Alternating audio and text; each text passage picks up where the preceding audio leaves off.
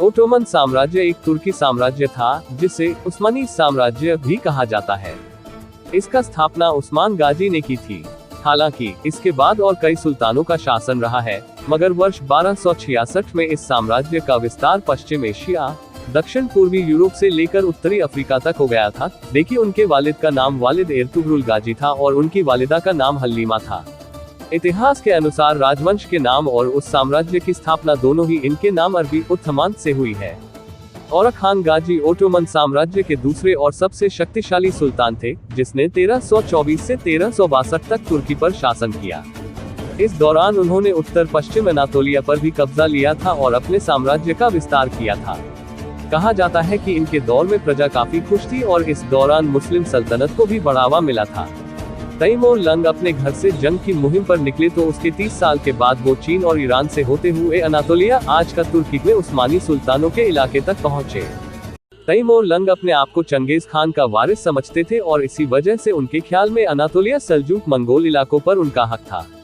उन्होंने अनातोलिया की विभिन्न रियासतों, जो उस समय तक उस्मानी सुल्तानों के शासन में नहीं आई थी, के बीच मतभेद का फायदा उठाने की कोशिश की। लेकिन उस्मानी सुल्तान बायजीद की नजर भी उन्हीं रियासतों पर थी। तैमूर लंग और बायजीद की फौजें 28 जुलाई 1402 को इनकरा के पास आमने सामने आ गईं। इस जंग में सुल्तान बायजीद की हार हुई और वो इसके बाद ज्यादा देर जिंदा नहीं रहे। उनकी मौत के बाद उस्मानिया सल्तनत एक मुश्किल दौर में दाखिल हो गई। अगले 20 साल तक उस्मानिया सल्तनत को गृह युद्ध की वजह से भारी तबाही और बर्बादी का सामना करना पड़ा। बायजीद प्रथम के चारों बेटों के अपने अपने हजारों समर्थक थे और वो सालों तक आपस में लड़ते रहे। गृह युद्ध के अंत में सुल्तान का सबसे छोटा बेटा महमद प्रथम अपने भाइयों को हराकर 1413 में उस्मानिया सल्तनत का अकेला वारिस बना। सुल्तान महमद प्रथम को उस्मानिया सल्तनत की अपने पिता सुल्तान बायजीद के दौर में जो सीमाएं थी उन तक पहुंचाने में और कई साल जद्दोजहद करनी पड़ी।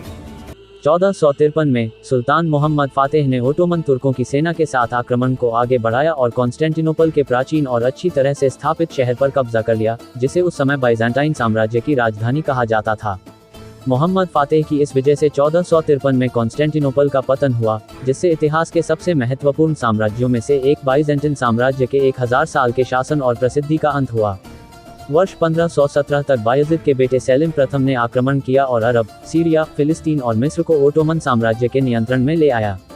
ओटोमन साम्राज्य का शासन 1520 और 1566 के बीच अपने चरम पर पहुंच गया, जो शानदार ओटोमन शासक सुल्तान सुलेमान खान के शासनकाल के दौरान हुआ।